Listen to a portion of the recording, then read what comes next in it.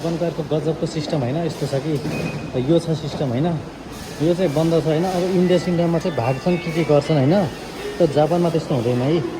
जापानमा यस्तो गर्न पाइँदैन होइन। यो टिट गरेपछि यो खुल्यो होइन, त्यसपछि चाहिँ आफू चाहिँ स्याट्ट लगेज लिएर जाने, यसरी लगेज लिएर जाने आनन्दले। त्यसपछि रमाइलोसँग ट्रेनको आफ्नो कति बजीको ट्रेन चाहिँ हेर्ने। यहाँ फोहोर धुलो धुवा केही छैन, कहीँ केही छैन कि यति सफा छ, यति सफा छ नि होइन।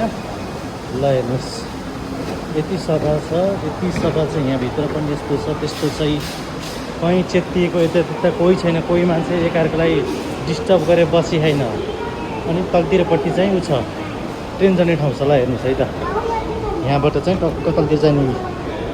यो चाहिँ भएको पुरै अन्डरग्राउन्डमा हो।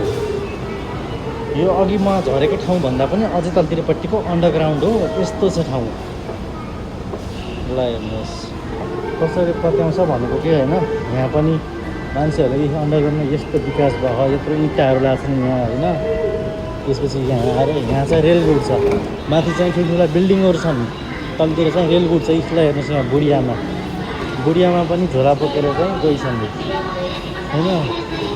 त्यो साइडमा पनि मान्छेहरू कतिजना चाहिँ बसेका हुन्छन्। यहाँबाट चाहिँ ट्रेन गुड्छ होइन, यो लास्ट स्टप हो ट्रेनको। त्यसैले चाहिँ पछाडि पनि मान्छे बसिरहेको हुन्छन्।